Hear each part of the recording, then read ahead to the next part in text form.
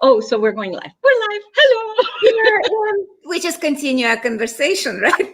Hi, everybody. We are live with Conversation on Being with Corinna Stoeffl and rachelsilber and me. And HelenGitlevich. Well, yes. Yeah. It's like totally reversed, and I'm still not used to the way it's not mirror images. Yeah. And totally reversed in so many other ways. I've been struggling. Sorry, we're late. Trying to find my glasses. How does it get even better than that? Now I can see you. And you're beautiful. We're having a conversation about actual being, not being, bodies, and everything else in between. Already started the conversation, and it's like, maybe we should go live with that. Or not. Oh, why not? We should go live with everything. This is a very free-form platform, and it's for us to get to know one another, get to know. I mean, Corinna is one of the original adventurers in the Being You Certified Facilitator program, and has been there since the very beginning, and has, well, I've played with her, known her for years, and same with Helen, and two of my favorite people on the planet that allow me the sense of space and ease and relaxation of being. So I love that, and I'd love to invite some of that into today's conversation. So take it away, whoever is going first. Yeah, and Corinna, you just mentioned when we were like, before we went on the air, that you went to Yellowstone and it facilitated you into being and to stop hiding. So would you be willing to talk a little bit more about that? Yeah. I mean, Yellowstone is my yearly pilgrimage lately. And this year, Dane was talking about in a call having a whale pop up next to the boat. And I went to Yellowstone with wanting to have that experience, obviously not with the whale, but with, Yellowstone animals, and nothing, and nothing, and nothing. And I realized, I may just have a few conclusions, expectations, etc. So I dropped them. And then one day I was taking a nap early afternoon in the sunshine, having my moonroof open so I could hear the wind in the trees, and just napped and not napped. It's that funny state in between. And then I got up, did a video, and felt pulled to look into one area. Holy shit. There was a herd of buffaloes. Ah. And it was huge for me. And, the funny thing was, okay, I need to talk to Dane if this is real, and so on. And so right away, I heard Dane in my head. So you're putting this on me again? What do you know? Now I have to muddle through it. Damn, another question, and it involves my knowing. Really? So I sat with that, and it was still huge. And what I realized is I was coming from a space that I had heard my dad verbalize, that humans have the idea of power over and have the power over nature. And when I realized that, I said, wait a second, this is not the case. This is a communion. They chose to heed my request and facilitate me. Yeah. And so that really shifted everything. And it allowed me to somewhat acknowledge the communion that I'm able to have with the earth. Wow. And the next day, I stopped at an overlook early in the morning, and the mornings were still below freezing. So you can imagine how the geothermal things are doing huge steam. Yeah. And just looking, just being. And what I got is memories of where I had been in communion with earth, with nature, with animals, and not acknowledging it. Like in particular, one incident with a buffalo popped up that I had last year, where a stupid driver was cutting the buffalo off and pushing it towards me. And I was just already backed into my car.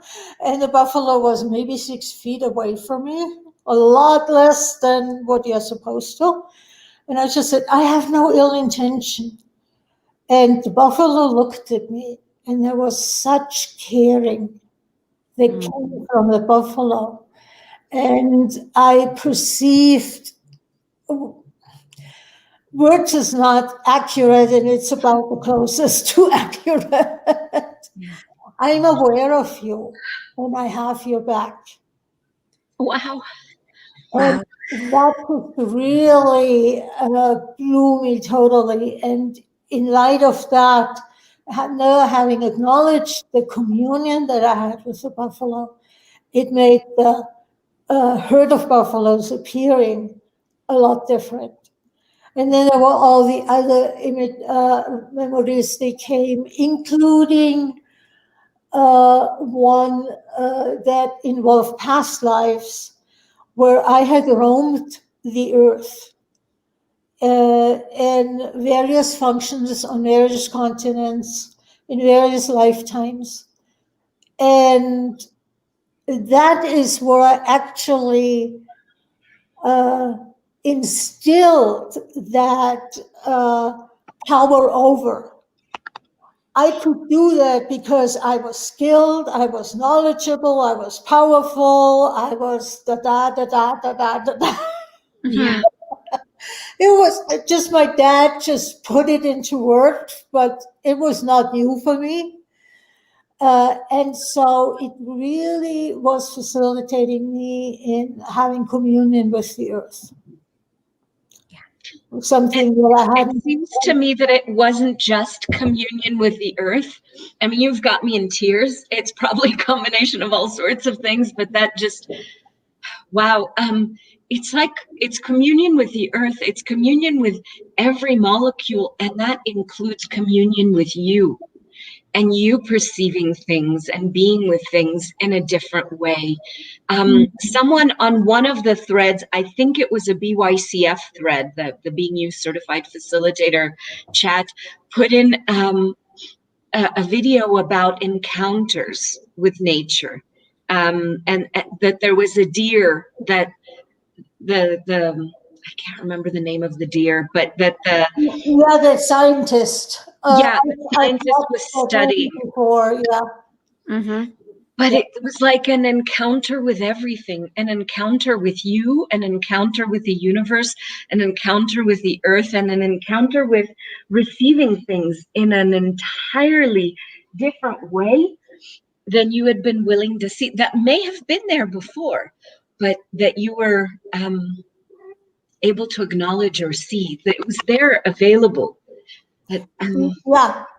And this time it was what I said is the earth facilitating me in acknowledging what I had not been willing to acknowledge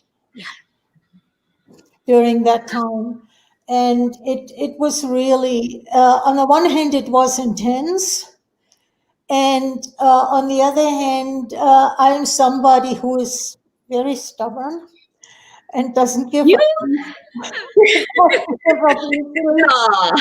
I'm staying with it, and that is the willingness to stay with it and get to something, get to an awareness, is really what has created a lot of change for me. And that willingness to stay with it is part of me being me. Mm-hmm. Yeah.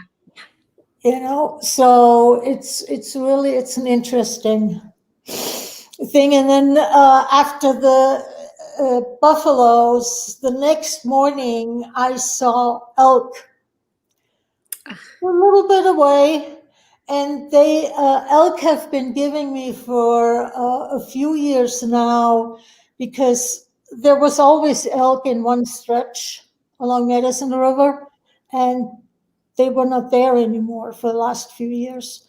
And so I asked, and they gave me, we're tired of the stupidity of people that gets us into trouble. Yeah. Yeah. And so they were willing to be there, visible for me, yet distant enough that people could not get to them. And I have seen Asian tour buses unload with, yeah, let me back you. Because Yeah. a lot of people misidentify, kind of like that, trying to touch, trying to be with them. They misidentify it as a communion, but it's not. Well, Communion there's a is difference knowing. also. It's a doing versus a being. What you're Exactly. saying. So they're trying to touch as a getting up, as having some sort of proof, some sort of, look, I have the photo, I have the selfie with, and it's a doing and a proving, rather than, as you were saying, Helen, the communion of being. Yeah. With, And it's also, especially with, actually with both elk and buffalo, it is a total disrespect Yeah. of the animal. It is, because it's just like with people. Think about it. If somebody, you have no idea who they are, a stranger comes and starts hugging and taking picture with you, how do you feel? It's like, Yeah. get away from me. yeah. Skedaddle. Yeah, I don't know you. I don't want to deal with you. Ew. Ew. It's kind of like my response. Animals are not different. They are not different in that sense. And it really is. There was a boarding incident this year in Yellowstone, once Yellowstone reopened. And with the smartphones, everybody is taking videos. Mm-hmm. So Yeah. there wasn't video posted about that incident. And it was so damn obvious that this total disrespect that Mhm. that woman had. And at some point, the buffalo just said, fuck it, get out of here. Mhm. And just, used what it has. Yeah, it's not like they're going to start talking to you, right? They've No. got their own tools, and we have to become aware. We've been desensitized from awareness, looking for just the very clarity, which isn't really real. If you think of languages, we're looking for a clear, direct cut kind of communication the way we've decided it has to be, rather than honoring the awareness and the information that we're getting, that Like I got we're all getting, but we're ignoring because la la la la la, yeah. Yeah, because our expectation is that animals should speak in English, not even like anything else. But Yeah, or have an official translator system for them, exactly, like in those sci-fi movies where you swallow a pill and then suddenly you understand everyone and everything. But what if that pill is actually consciousness and Yep. awareness, Yep. where we can get that the universal language is energy, and animals and nature actually talks to us and tell us what they require, desire, but we are not listening.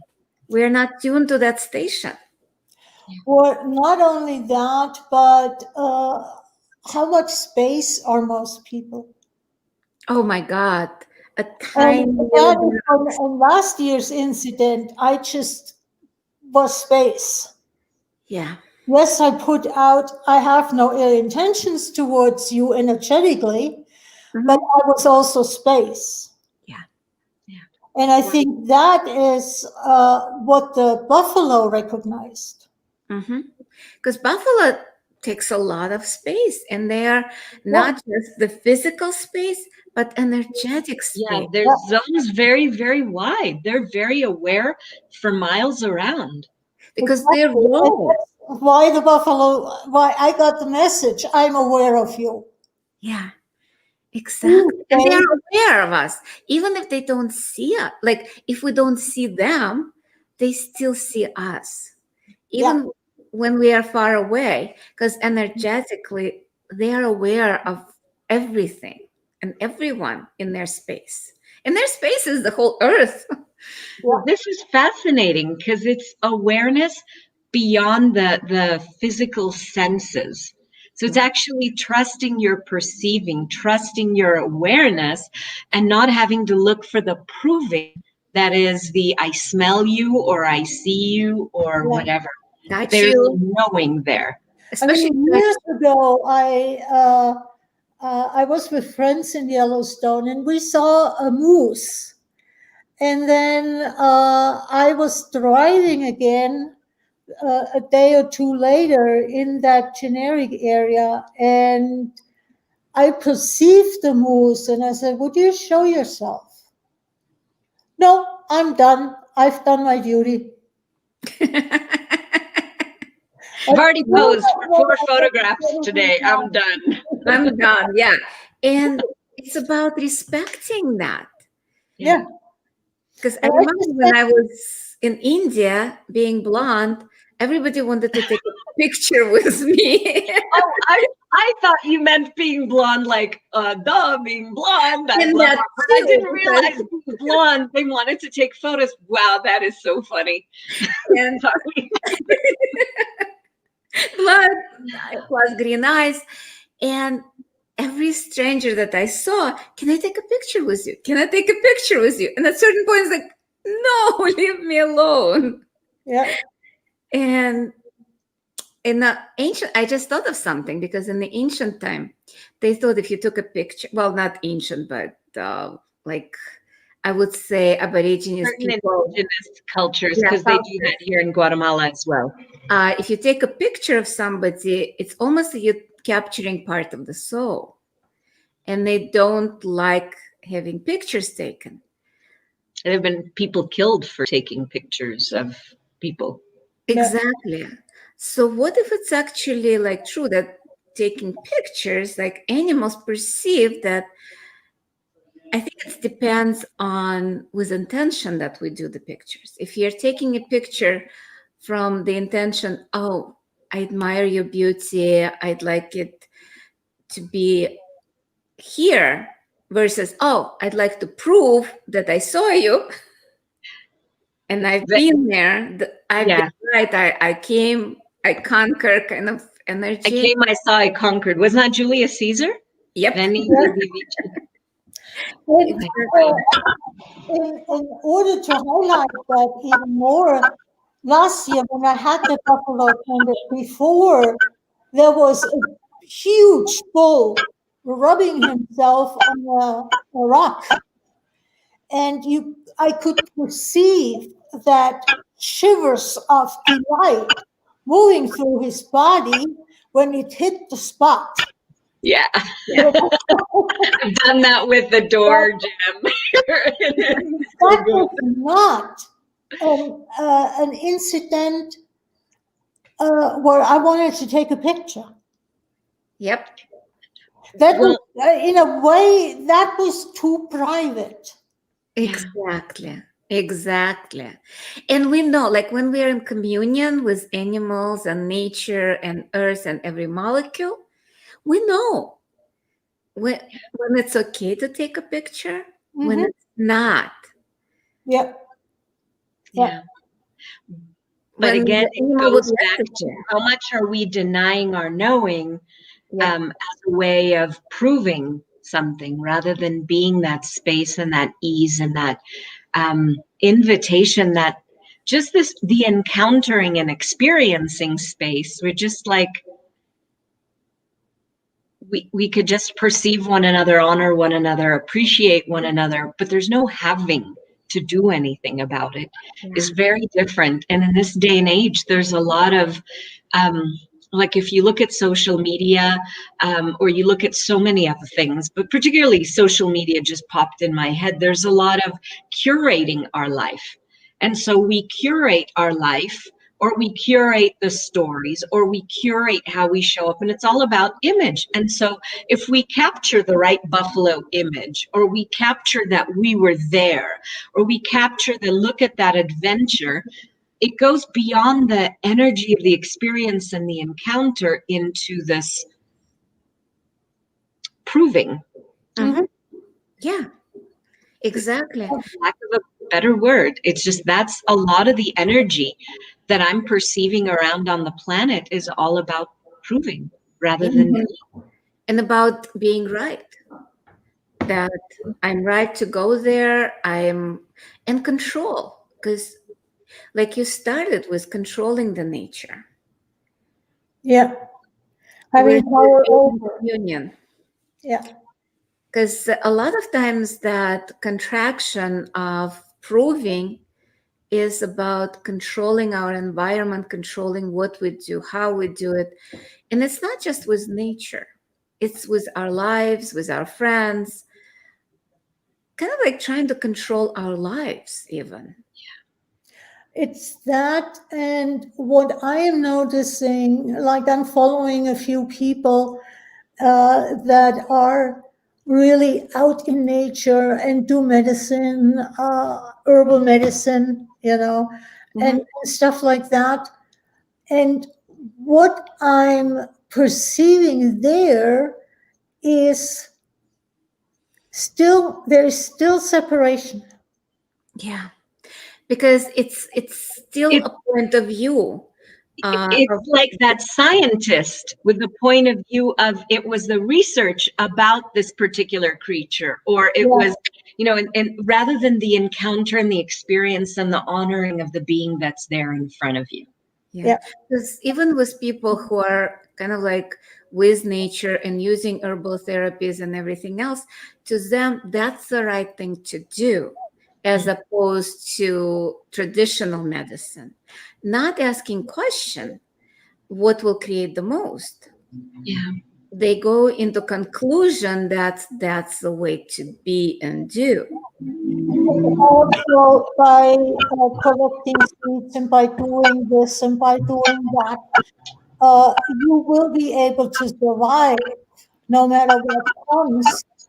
Yeah. But is that really, if after that encounter this year, and being in communion and really getting that I can ask and the animal will honor my asking, which is basically what Gary Douglas talks about in his book, The Place. How much more of a survival chance do we have if we are in communion with the animals, if we are in communion with the plants? Because I'm pretty damn sure that initially Native people, Aboriginal people, that is how they learned about the plants. They talked to the plant, they were in communion with the plant and learned from the plant what the plant is good for. And even if it's a poisonous plant, if you only take this much or this much, then it actually is a contribution. So all that learning came out of the communion. And we totally, those are primitive people. We are the crown of creation. And Yeah. We've tried to codify it and present it as a prescription, and this is the way you do it, rather than for every body, literally every body, it may be different. yes. And for every situation, it may be different as well. Yeah. And we're not honoring that either by trying to codify anything. By one size fits all. Exactly. It's pretty much that, okay, it's prescription. It's not even one size fits all, but it's standardization. Almost like it reminds me the culture I came from, Russia, which is a communist, where everybody was supposed to do and be a certain way. And if you're not, you're either thrown in jail, killed, or ostracized, kind of like, and you couldn't survive if you're not part of that culture. Yeah. Right. So how much are we still in that tribal mentality that we have to be like everybody else In order to survive, and then in how order much to survive? emphasis is given to survival rather than thrival? Because as you were describing, Mother Russia there with all the rules and regulations thereof, I just thought I'd rather be dead than do that. Exactly. And nature is not like that. Yeah. Though, like each animal has its own herd where they still behave in a certain way and have to be. There is such a diversity of the animals themselves. And it's such a beauty, such a freedom. Yeah. And what is it that Gary and Dana are talking about with the animals waiting for us humans to become more conscious so they can become more conscious? Yeah. Because the our idea of animals being stupid, how much is that putting them in a box and limiting them? Yep. And what if we can take them out of the box? Yeah. By stopping that overlay. And if we are more conscious, that overlay is going. What's interesting, even if we put them in the boxes, animals never stay in the box. They know better. They don't believe in boxes. No matter how much we say they're stupid, they might pretend in the presence of a human, but they still would do something. I know, especially like with dogs, cats, because I've had animals and I've had little, what you call it, a turtle, and I've had different animals. And there is a difference. You remember that with what the bleep do we know? Observer versus no observer behavior of the light. Yes. Same with animals. When we observe them, they behave in a certain way. When we are absent, when there is no observation, they're totally different. Yeah. And that's very true. Or when certain people come, like we live in practically a zoo. We've got a dog and 3 cats and 4 turtles and whatever. Right. But it's funny because when Avi's home, when my husband's home, they'll act in a particular way, or they'll do things in a particular. When I come home, I get that sob story. Mommy's here. Let's manipulate her. Where it doesn't function that way with them. They certainly know how to do exactly what it is that they'd like to do. But it's also different with animals that have shared your home with you for a long time versus being out in Yellowstone Park or on their turf, on their terms, in their home. Yeah. Yep. It is. And they're so aware of everything everywhere. Yeah. Yeah. And it's interesting. Where are we not willing to be that aware? Where are we not willing to be?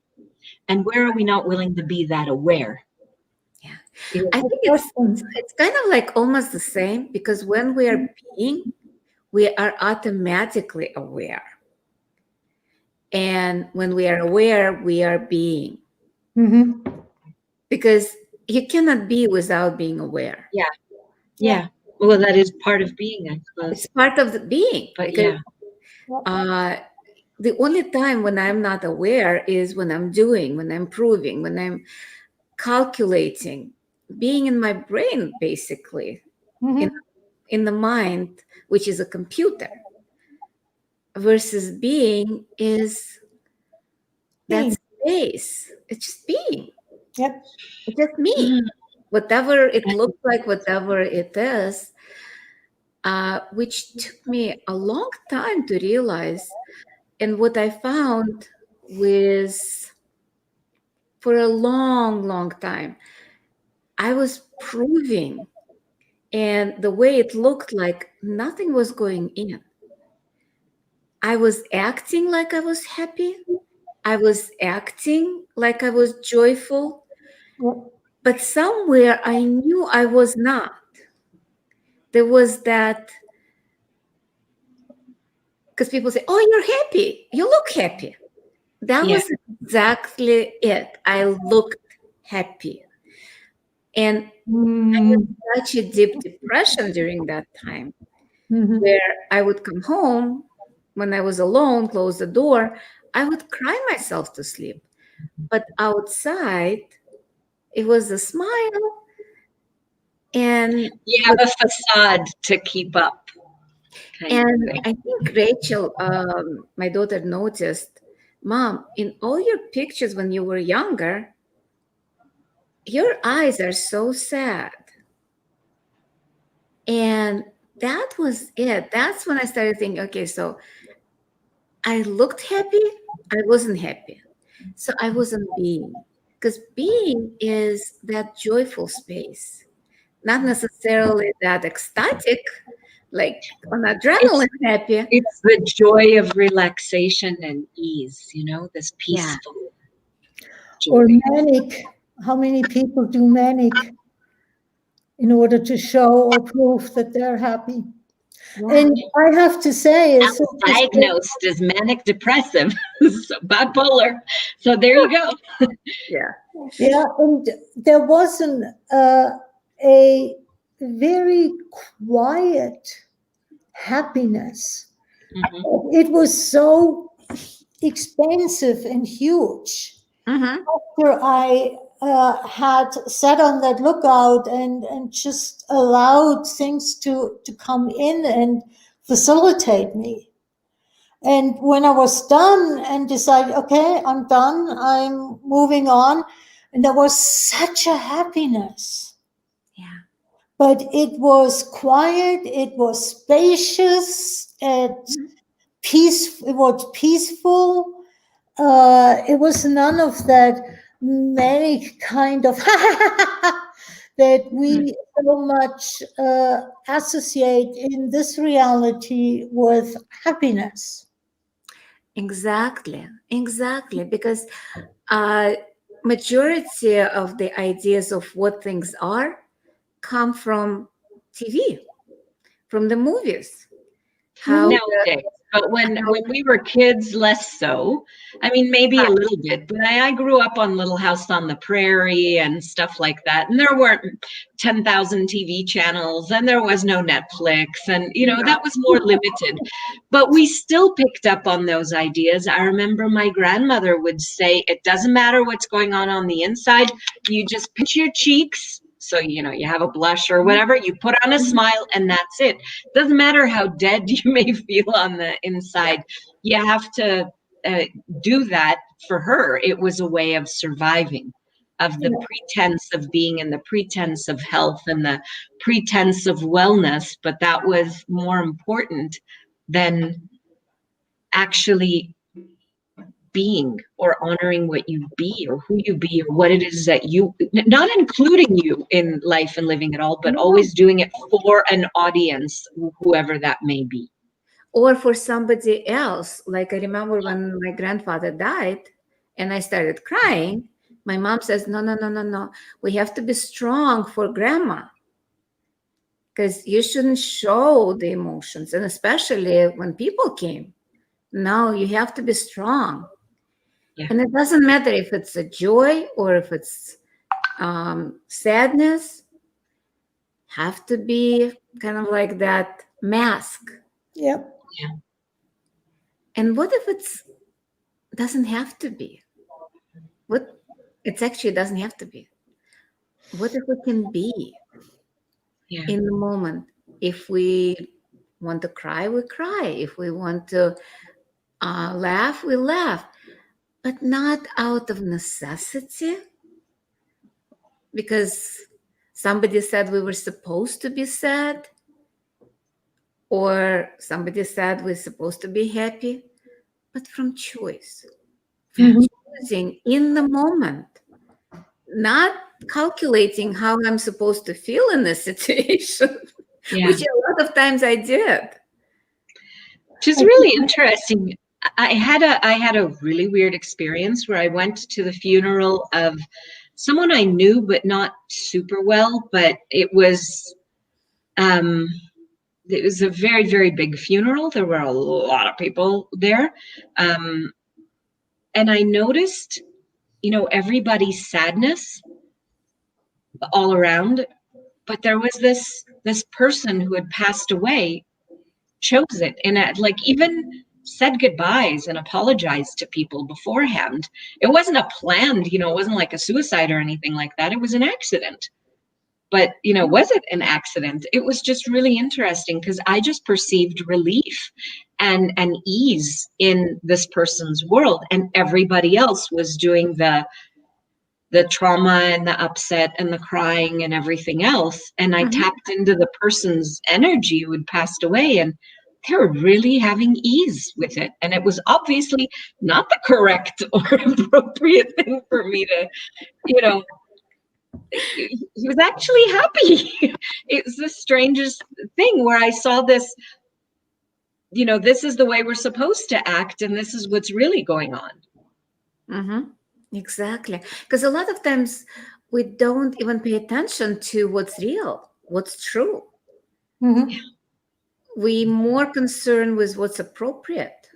Yep. I experienced that at the funeral of my dad. The priest that did the funeral didn't know my dad at all. He was so sad. Yeah, because it's appropriate to be sad at the funeral. Yes. But it's actually according to which culture, because there are certain cultures that people actually are joyful at the funeral. Not in Germany. Not in Germany. Not in Germany.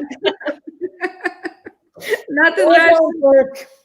No. Well, the one thing most people,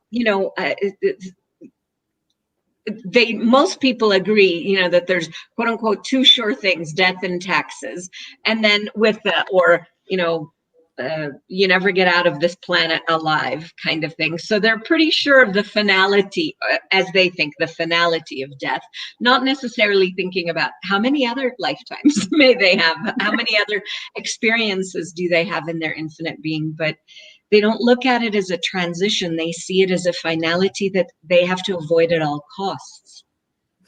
It actually reminds me of one of the quotes of Mark Twain. I love Mark Twain. And I love his quotes. One of the quotes he says, do you know why we cry at the funeral and laugh at the birth of somebody? Because it's not our funeral and not our birth. Oh, that is good. I love that. So what if it's that simple? Yeah. I'm going to put the Sorry to put little laughter in the funeral topic. And whatever it is, funeral, birth, or whatever, what if it all comes with ease, joy, and glory? I'm excited because I have the banner and I can see it now with glasses. So there you go. Yeah. But really, what if everything can come with ease and joy and glory and not having to prove anything? What if it's about actually choosing how we react based on what is, how we are in the moment, not necessarily what other people expect us to be. And with all of that, it's just so simple. Just be.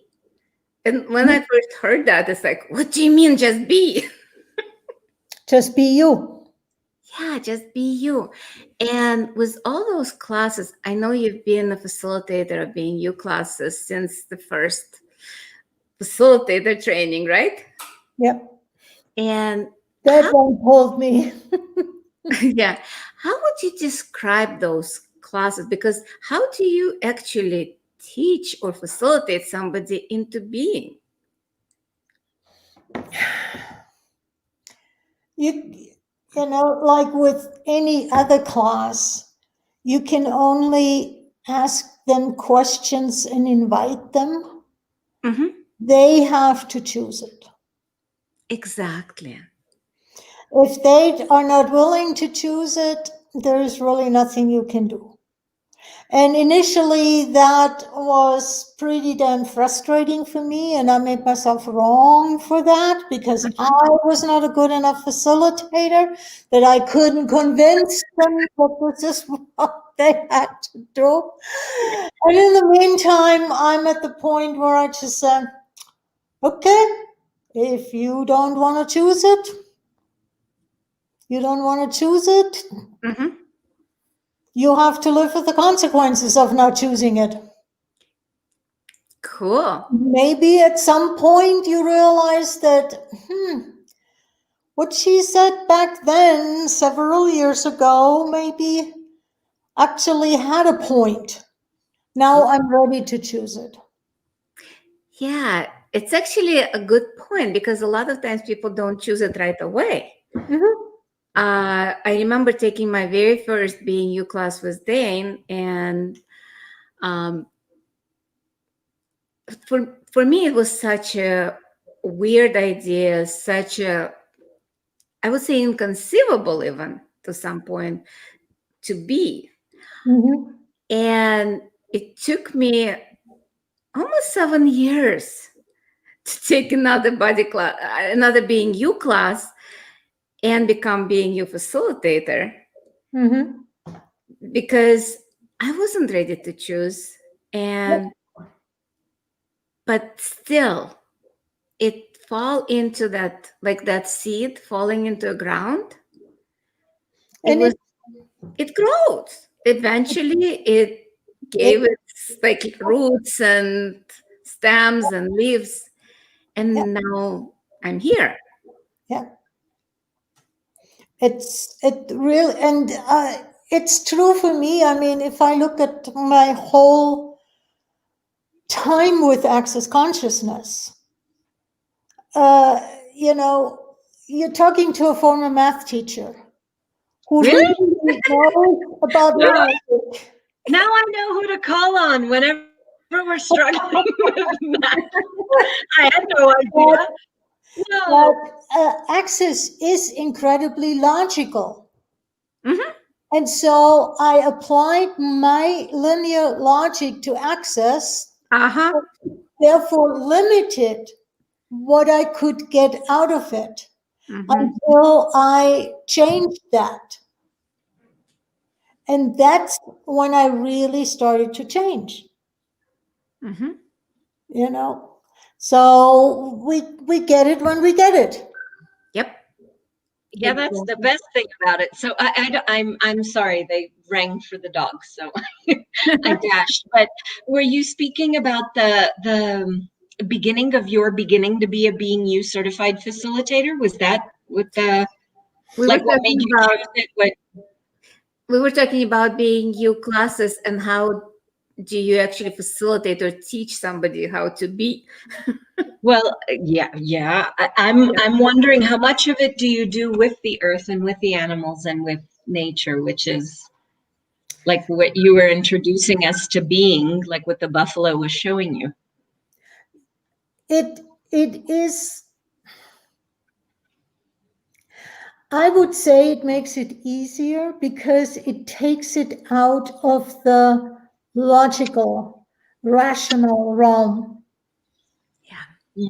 People have to really go into a different space in order to be with the story that I told or the stories that I told. you know. And it is actually, I'm planning on launching a membership group where I'm using, or not using, but where I'm introducing people to Earth as a teacher. Mm. And Earth is facilitating. I mean, I have had so many facilitations from the Earth about me, and I've heard it so much when I talked about, personal growth, etc. Oh yeah, I've done that. No, you haven't done that. I know that, but I have done that. Yeah. If it comes from the Earth, showing us that we do not need to judge, that we do not need to be this, that, and the other, and at the same time also starting to talk about communion with the Earth. What can be changed? Yeah. What can be changed for each individual, and what can be changed for the individual in relationship to the Earth? Wow. Wow. And that's actually being. And so where can they find you, Corinna? Yeah, you're right. Website, beinginAwareness.com and Stoeffl Photography. I That gotta go. site is down right now because I'm revamping it. All right, but it'll be vamped soon, and it'll be It'll be beautiful vamped, yes. photographs. There was something that you mentioned before, both of you guys, and I'm not sure who mentioned it, but it's kind of like an interweaving. That what you were saying is you were saying using the things in the, like, introducing people to the energies, like at the beginning of our talk, when you were explaining in the conversation about Yellowstone and about the buffalo, and I had tears just coming up, because it isn't so much the words, it isn't even so much the description or the photograph or the video. It's like you're directing us to look In a different way. within and in a different way, and that to me is the beauty in this, and the beauty in the being you tools. It takes you out of doing access and invites you into being you through the tools. But it like wow, it's a really interesting energy, because it goes beyond how we define a path or define a way, and it's this, I call it marinating, but you I like that. we may be like tasteless tofu or whatever, but after being for some time in this marinade of possibilities of seeing that so much is available, we take on those choices and we can choose something else entirely. And yeah, wow, it's And it a really different is. invitation. I don't want to be the person who tells people this is how you have to be, do whatever. I'm really, my first lesson, quote unquote, is light heavy. So they have a tool to discern what is true for them. Yeah. And then from there on out, I want to be the invitation. By using my experiences, by using what has happened for me in my life, what I have realized, to go and do that for you. What past life experiences, what this lifetime experiences have you had that can shift something that you have never acknowledged? And I had never acknowledged, and it shifted so much once I got to the point of acknowledgement. Yeah, that acknowledgement is really key. Yep. Yep. Exactly. So grateful for those conversations. It's like it's Yeah. so much coming up, and with each person it's such a different conversation about being, because we are so different, Mhm. each one of us, and our being is different, and our bodies are different, and everything is so different, and how Our we do. experience of the world is entirely different. Yeah. And that, I love that. I love that, because I would probably be that chicken shit who would say, "Oh my God, that's a wild animal over there. It might recognize that I'm a wild animal too. I'm gonna stay in the car." Or who knows? Or maybe I'd be out there. I have no idea. But I've never gone, camping like that before. Yes, I've done hikes or whatever, but not generally like, let's go to a national park where the wolf might be there, or a safari. Okay, And safari maybe in an enclosed car, but not out with them. So it's such a different. It's wow. This Yeah, is such an amazing world we live in, with all the different experiences that we all have, and all the different ways of looking at things. but isn't that what the earth teaches us? The Yeah, appreciation of diversity. yeah, yeah, and the inclusion. Yeah, Nothing is excluded. yeah, no Nothing is. separation, yeah. no But separation. those are all the things that eventually will come into, that group.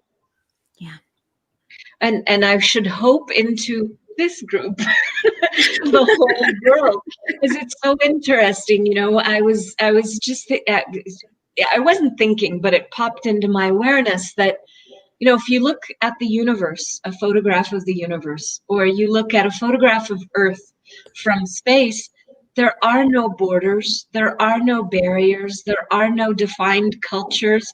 You don't see any of that shit.